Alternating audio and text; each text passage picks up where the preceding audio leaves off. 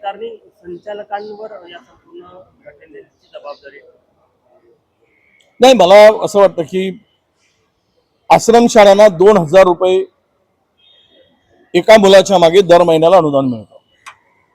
2,000 रुपयामध्ये जेवण, पुस्तकं, त्यांना कपडे, ड्रेस, तेल, कंगवा सगळं काही द्यावं लागतं. आता 2,000 रुपयामध्ये पोरांचं पोट भरतं काय? जे 2,000 रुपये 2014च्या पूर्वी होते 1200, आता महागाई किती वाढली, 70 रुपये खाण्याचं तेल 200 रुपये झाला आणि हे 1400चं अनुदान 2,000 वर नेले 10-12 वर्षामध्ये. एकीकडे मुलांची सोय चांगली झाली पाहिजे, आदिवासी मुलांना चांगल्या सुविधा मिळाल्या पाहिजेत.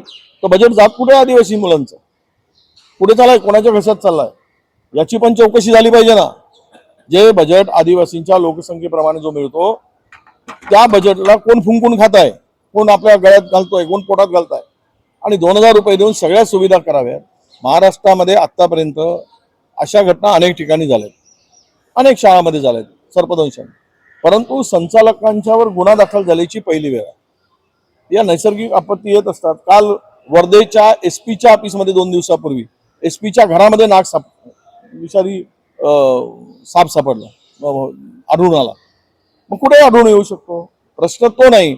याला थेट जबाबदार धरून 80 वर्ष वयाच्या खासदारांना त्यांनी त्या भागामध्ये कुठेच शाळेत जात नव्हती मुलं, त्यावेळेस ती शाळा सुरू करून त्या भागामध्ये आदिवासींच्या मुलांसाठी शैक्षणिक सुविधा निर्माण केल्या मारुतराव कोळसेंनी.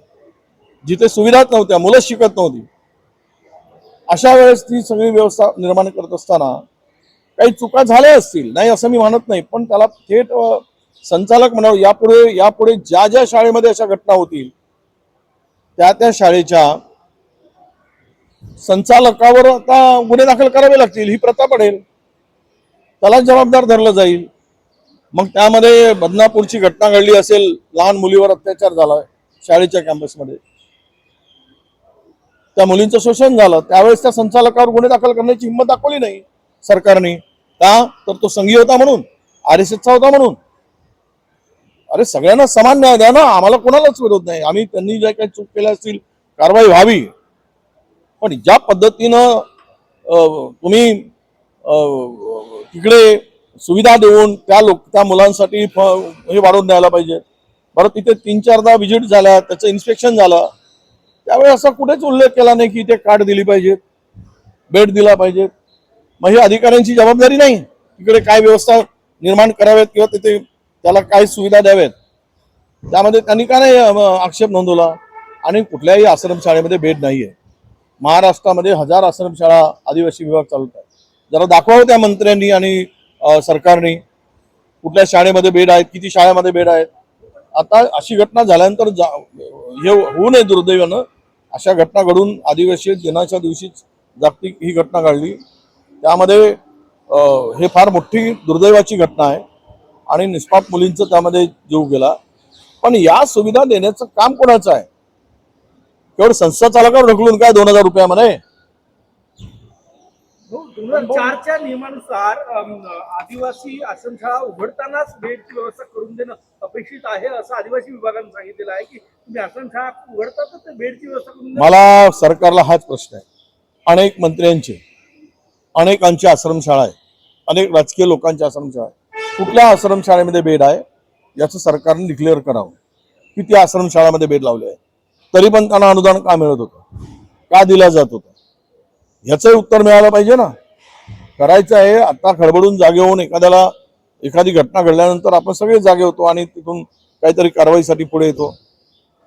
पण आज आदिवासीच्या लोकसंख्येप्रमाणे जो बजेट मिळतो तो 30% सुद्धा खर्च होत नाही, दुसऱ्या विभागाकडे वळवला जातो. त्यावेळेस तुम्हाला काहीच वाटत नाही. तेच जर पैसे इथे लावले असते तर आदिवासी मुलांना उत्तम दर्जाचं शिक्षण देता आलं असतं. तालुका स्तरावर काढा ना माध्यमाच्या शाळा, एकलव्य सारख्या, जे संकल्प केला होता एकलव्य शाळा, तशा करा. एकलव्य शाळेचा कन्सेप्ट कोण आणला? आम्हीच आणलेला होता. तशा पद्धतीच्या शाळा उभे करा. आणि मला वाटतं की आदिवासी आश्रमशाळा सगळ्याच बंद केल्या पाहिजेत. करायचं आहे तर सुविधा नाही, लावा. 6 महिन्याची मुदत द्या, नाही सुधारले तर बंद करून टाका. आणि सरकारने त्याची जबाबदारी घेऊन त्या शाळा चालवल्या पाहिजेत. एकीकडे सरकारी वसतिगृहामध्ये आदिवासींच्या एका मुलावर 6,000 रुपये 7,000 रुपये खर्च केले जातात आणि त्या संस्थेला मात्र 2,000 रुपये दिले जातात. हा फरक आहे ना. ह्या फरक भरून काढा आणि मग त्या संस्थेला झोडपून काढा, असं माझं मत. ओबीसी संदर्भात नवीन आकडेवारी झाली की मनोजुराच्या 58 लाख नोंदीचा दावा करतात. खरं तर त्यातल्या 37 लाख नोंदणी ह्या 1987 ते 2023 दरम्यानच्या. असं एक याच्यावर पांघरून कोण घालताय मला माहित नाही.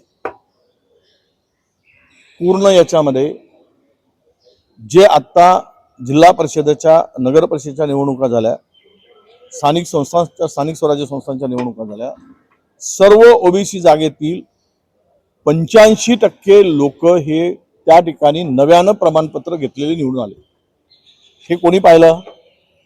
तिथला मायक्रो ओबीसी असेल, छोटा समाज असेल, त्या समाजाला तिकडे अजिबात संधी मिळाली नाही. तो या सगळ्या स्थानिक स्वराज्य संस्थेपासून वंचित राहिला. या निवडणुकीतून त्याला तिकडे संधीच मिळाली नाही. ही कोणामुळे झालं? हे जे चाललंय ना, इतक्या मोठ्या प्रमाणामध्ये प्रमाणपत्र द्यायचा. कोणी म्हणतात त्याच्या पूर्वी झाले असतील, आता जरांगेचं काही नाही. नाही, ठीक आहे, जरांगे अनेक मराठा समाजाची मुलं म्हणतात की जरांगे समाजाचं नुकसान करताय. मराठा समाजातील मुलं आता बोलायला लागली, कारण ईडब्ल्यूएस मधून जवळपास 80-85% वाटा त्यांना मिळायचा. तिथून आता त्या सवलती बंद झाल्या या ओबीसीच्या त्यांच्या धोरणामुळे. अनेक पोरांना त्यातून नुकसान भोगावं लागतंय. पण मला एवढंच म्हणायचं आहे की हा वाद पेटवत असताना जरांगे पाटलांनी त्यांचा तो वाद त्यांना माहीत, मी त्याच्यावर बोलणार नाही आणि तो काही त्याच्यावर बोलण्याची आम्हाला गरजही नाही. पण प्रश्न असा येतो की या लोकांनी सरकार म्हणून का झुकते, का मान वाकवून त्याच्या दरवाजात जाते? एवढी लाचारी सरकार का बघते? एवढं म्हणजे निष्क्रियपणा आहे की किंवा यांचं हे सरकार बनून एवढा त्यांच्या आंदोलनाला का घाबरते? आणि आज जे ते वक्तव्य करत आहेत बावनकुळेवर वक्तव्य, म्हणजे महसूल मंत्र्यावर ते बोलावं, याचा अर्थ असा आहे की मंत्र्यावर दबाव टाकणं आणि त्या दबावातून ज्या जात पडताळणी समिती आहेत त्यांच्यावर दबाव टाकायचा आणि मग त्या सगळ्या व्हॅलिडिटी क्लिअर करून घ्यायच्या. हे त्यामागचं कारण आहे आणि यासाठीच ती खेळी त्याचे सल्लागार देतात. महसूल मंत्र्यांवर जरांगे पाटीलची टीका करतायत, यासाठीच करताय की हे प्रमाणपत्र पारित करा, दबाव आणावा? यासाठीच आहे ते, दुसरं काही कारण नाही. अरे कोणीही मंत्री असेल ते रिमार्क देणारच ना, चौकशी करा म्हणून सांगणार. त्यामध्ये काय एवढं त्याला टार्गेट करायची गरज होती?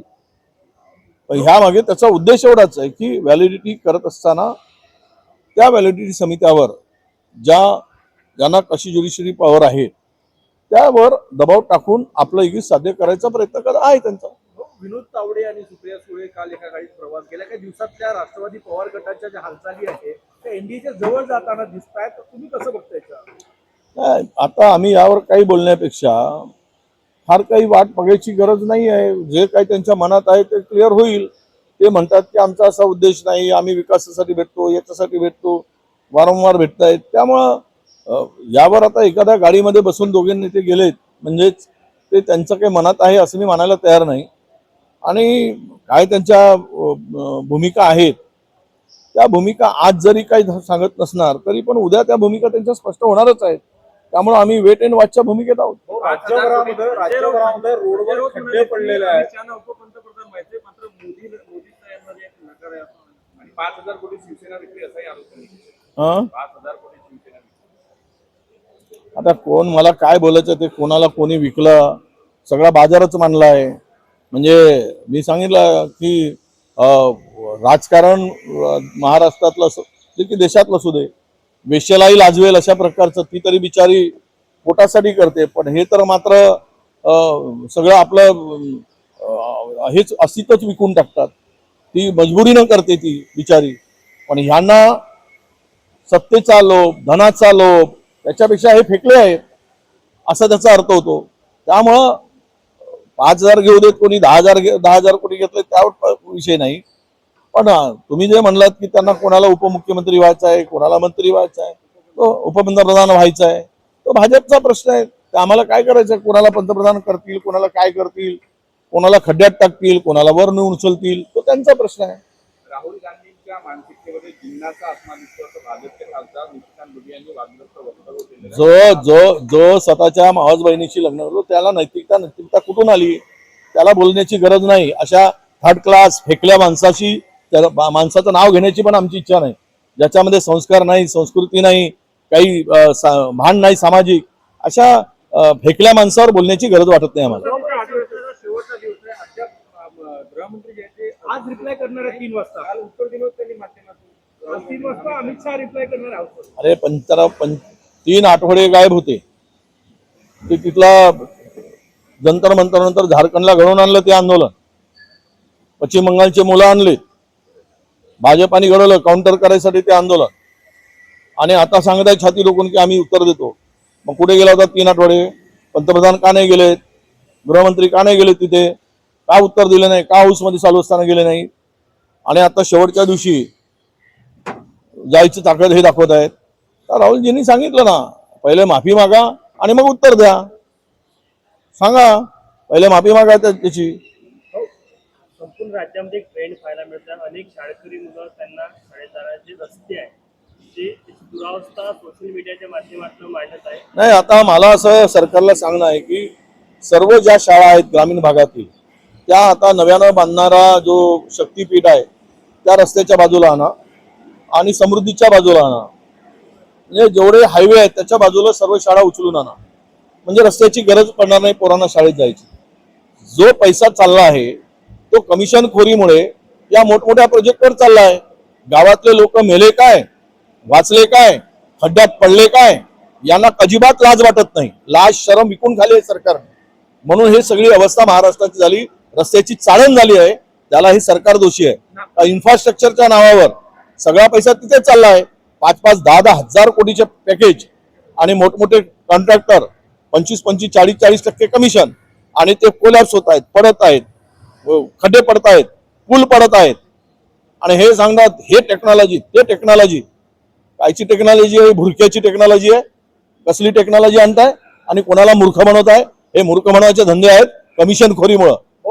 मनोज जरांगे मुंबईमध्ये आंदोलन करण्याचा इशारा दिलेला आहे. कुठेतरी पुन्हा एकदा निवासावर जाऊन आंदोलन करतील अशी शक्यता व्यक्त केली जातात. ते सरकार बघेल आणि तो जरांगे बघेल. मला काय ते आम्हाला कशाला त्याच्यात पडायचं आहे? कोण कोणाची जिरवतो जिरवा, एकमेकाची जिरवा. ते पहिले म्हणत ना पाणी अडवा पाणी जिरवा. तर सरकारमध्ये दम असेल तर त्याची जिरवेल, याच्यात दम असेल तर सरकारची जिरवेल. एकामेकाला जिरवा, फक्त आमचं नुकसान करू नका ओबीसीचं, एवढंच त्यांना सांगणार. धन्यवाद.